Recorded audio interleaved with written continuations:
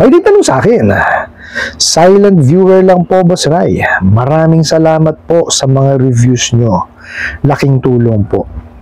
Ang sa akin naman po kasi, araw pa lang ng due date ko, may pagbabanta na po.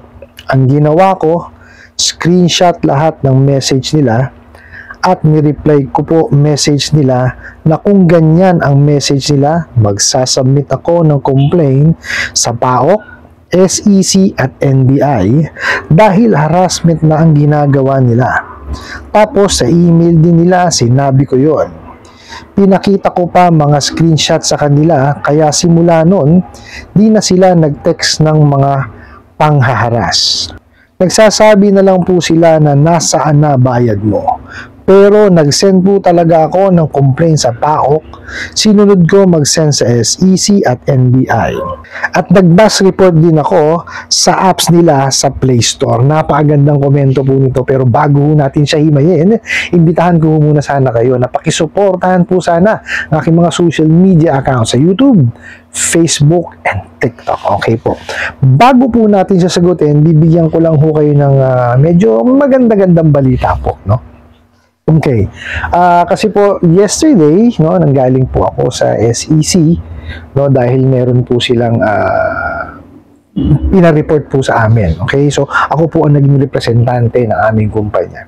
And then nag-ano po kasi sila, nag-issue po sila ng notice sa lahat po ng lending and financing. So included po dito, no, yung mga OLA na kailangan pong mag-submit, no, within 72 hours ng litrato po, no, photo nung kanilang opisina kasama po ang sketch and or yung Google Maps po kung saan located yung kanilang opisina, which is for me, no po, is talagang magandang balita dahil po talagang ina-actionan na po, no, ng SEC, no, yung mga complaint, no, na nare-receive po nila, especially yung kagaya niya kasi di ba yung mga abusadong online lending apps, hindi ho talaga dun naka-address sa sinasabi nila o dinideclare nilang address, no, dun sa kanilang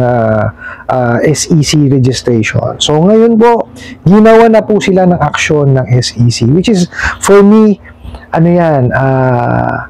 magandang balita yan. So panalo tayo doon, no, para sa mga para sa kahit papaano mabawasan na yung mga panluloko nila, no. Actually doon ho sa sa naging meeting ho namin sa SEC, kasama ho sa tinanong yon, no, and talagang nila binusisi po nila yung buong proseso.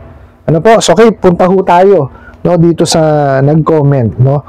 Maraming salamat po dito sa nag-comment na to, no, na ito ho, nagbibigay siya ng tips, no, kung ano yung ginawa niya para at least kumbaga mabalikan niya yung panghaharas o pang-aabuso na ginagawa ng mga abusadong online lending apps. Okay? Kagaya ho na sinabi niya, no, may pagbabanta na ginawa na po sa kanya during the due date pa lamang, di ba? So nakita niyo ho, hindi ko maintindihan, no, kung bakit ganun sila maningil. Kasi kung yan talaga ay legitimate na lending or kung yan talaga ang kanilang negosyo, bakit ganun sila maningil? Diba? Due date pa lang. And even 2 days prior to due date nga, ganyan na ginagawa nila. Diba? So, ano ini-expect nilang kapalit? Diba? Kasi inaabuso nila agad. Diba? Pinagbabantaan ka agad. So, syempre, ikaw, as kliyente, madidisbaya ka. Bakit ganun? So, ikaw ngayon, nabubwisit ka na. It's either patagalin mo, or hindi mo muna bayaran, o tamarin kang magbayad, di ba? May mga ganun pong reaction eh. Di ba? Pero may mga nagre-react din, ang reaction naman, bayaran na kita para matapos na ako, di ba? Which is, yun naman ho talaga ang dapat nating gawin. Kaya lang, syempre, tayo ho, iba-iba tayo eh. Iba-iba tayo na ugali, di ba? So, iba-iba ho nagiging reaction. Diba? So, yun ang nakakapagtaka. Kung talaga bang legitimate lending yan, bakit ganyan maningil? Diba? Hindi ko maintindihan eh. Sa totoo lang eh. Nga po pala, maraming salamat po. No? At na-appreciate niyo po yung mga ginagawa natin mga videos. No? Sana nga po nakakatulong. No? Balik na ho tayo. No? Tapos, ang sabi niya po, in-screenshot niya yung mga messages, which is the right thing to do. No? At sinabihan niya yung abusadong online lending apps na magko-complain siya, sa PAOK, sa SEC at saka sa NBI. Okay? And sa email ginawa niya din. Diba? Talaga ibinalik niya. No? I applaud you, kung sino man po yung nagpadala ng katanungan na to, Napakaganda po nung ginawa niyo, binalik niyo sa kanila. Sila ngayon na na-stress. Diba? Kasi sa totoo lang, kung maganda yung paniningil sa inyo, hindi nyo gaganyanin yan eh. Diba? So, napakaganda po nung balik nung ginawa nung ang nagpadala ng katanungan. Diba? May mensahe, na itong mga mensaheng screenshot ko, padadala ko or i-complain ko sa PAOK, SEC, tsaka sa NBI. Okay? O, ano ginawa? Nakita nyo, ito naging resulta. Hindi na raw sila, hindi na raw nagpapadala ng mga harassment. At ang tanong na lamang is, nasaan na bayad mo? Alam mo na nakakatuwa. Ako ito ang tuwa pag yung mga ganito yung mga nagiging resulta. Diba? Sabi ko naman ho sa inyo, screenshot nyo, kumbaga ipunin nyo lahat nung mga harassment na pinadadala sa inyo, mga pananakot, mga pagbabanta. Padala nyo sa PAOK, sa SEC, sa NPC, sa NBI. Lahat po na sangay ng gobyerno natin na nakakasako po sa pagpapautang, padala nyo po. Maski po sa DOJ, padala nyo rin yan. Kagaya nga ho nung sinabi nung nagpadala, talagang tinutuon niya. Pinadala niya ho, sa PAOK, sinunod niya SEC, tsaka NBI. At ito ho ang pinakamagandang ginawa nung nagpadala nung mensahe, Nag-mass report ho siya dun sa apps.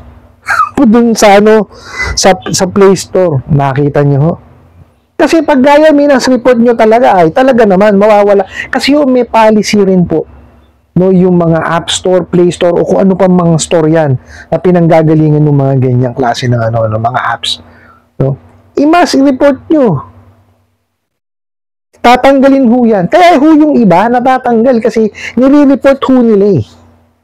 Kasi yan eh, may mga, sabi nga sa inyo, may sariling policy. Although hindi ho sila, kumbaga sakop, hindi sila kayang sakupin ng ating SEC or kung ano man pong governing body, kasi nga ho sa ibang bansa ko kasi sila nag-ooperate eh. Di po ba? Hindi ko ho alam ang law against that. So i-research natin, okay, para po kahit paano ma-discuss din natin. Pero ganun ho ang gawin ninyo. I-mass report nyo sila. Kaganda ho din ninyo ha. At nag-mass report din ako sa apps nila sa Play Store. Nakita nyo po. So, ang tendency nun, kasi nga may policy and procedure din po yung App Store na, yung Play Store, o kung ano man store na yan, definitely, fa-flag yan. Kung hindi man yan bigyan ng warning, tatanggalin yan dun sa store na yon. Which is a good thing, kasi yung app na yun, dun lang nakukuha eh. So, paano nyo ngayon madadownload nyo kung hindi na siya available? Ano gagawin yan? Magpapadala ng link ngayon yan. Ito po, sasabihin ko sa inyo. Anything na madala sa inyo through SMS, Messenger, basta link, huwag nyo i-click yan. Nako, definitely yan eh. Kung hindi yan manakaw ang informations po ninyo, buti sana kung contacts lang. Paano kung yung pati yung sa mga sa mga bank apps nyo, bank account nyo, malimas. Di po ba? Ayun, mahirap po yan eh. Huwag kayo nag-click sa mga ganyan. Even po yung mga telecom companies, nagbibigay na rin ho sila ng disclaimer na wag kayong mag-click kahit na sa kanila galing kasi nahaharang daw po yan eh. Napakaganda tuloy. Na po, galing na talaga ng mga technology natin ngayon. Ibang klase na. Dati wala naman hong ganyan. Nakita nyo, na-intercept daw ho yung message. Tapos nagagawang parang sa kanila galing. Kaya may mga na ano sa ano, 'di ba, yung sa mga e-wallets, nawawalan sila ng pera. It's because of that. So ingat ho tayo kasi maganda ho na idudulot ng technology pero meron din ho talagang masama din. So kasi may mga umaabuso po eh. 'Di po ba? So tayo ho iba yung ingat. No? Okay, mabalik tayo. Kaganda ho nung ginawa. Kinolekta ho lahat ng ano ng pruweba. Inireport po sa mga sangay ng gobyerno na nakakasakop po sa pagpapautang. At di lang ho yun ang ginawa, no? Nag-mass report din po siya, no?